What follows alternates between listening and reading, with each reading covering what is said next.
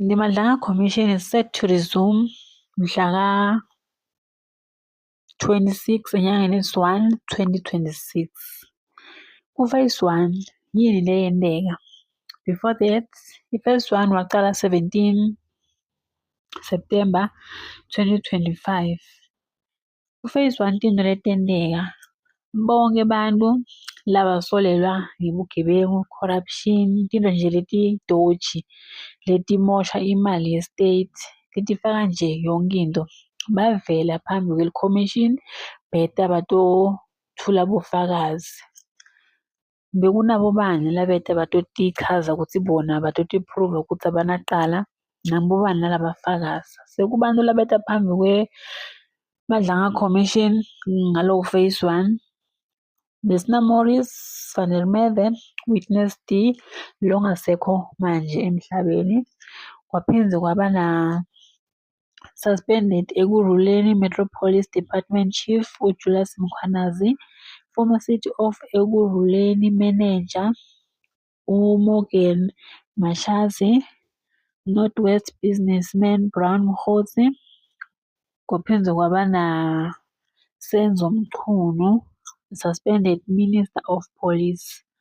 Naye bekakhona etatothola bufakazi bakhe phambi kweli-commission. Kwabese uShadrack Sibiya yena wangayi, wabika kutsi yena uphathekile uyagula mase kufika isikhathi sakhe sobufakazi. So konke loko zange kuvimbe i-commission ukuthi ingahambi. So iyothi uma ibuya into leti tokwenteka, labo labasolelwako kutsi kunetinto labatentile letidoji bayonikwa i-chance ukuthi baqhaze ukuthi kwenzakaleni.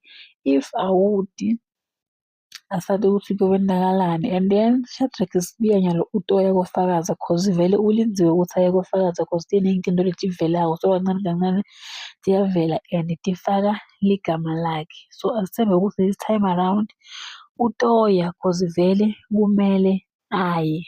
After lo phase 2 utorizuma ngalo mhla ka-26. Asimazi futhi ukuthi naye uyolasta ngakhi kumbe naye ubuya for 3 months njengoba kwendekile kule phase yokuqala. Mara after lapho kutoba na phase 3 lapho ma-witness atobuya atofakaza futhi if nangabe bufakazi lobusha lobuvelile eMadlanga, and Julius Mkhwanazi utobe seyena uyabuya uyathula futhi report ukuthi kwendakalani. Angithi nguye lo sitholakala sine-Madlanga Commission because of him. So utobe senaye uyabuya uyachaza ukuthi kwendakaleni, bese after lapho sitothola i-report from uCyril Ramaphosa ukuthi after lobo bufakazi lobusha lobutholiwe, after lokupruviwe kuyobese from lapho sekuyiwa. But as tinto tibonakala ngakhona, ifa nokuphela ngeke ziphele nanyalo iMadlanga Commission. So guys, naKheth Madlala naye ukile waya kufakaza lapha, so kuningi nje lesikulindele. Guys, then that's the end of our today's video.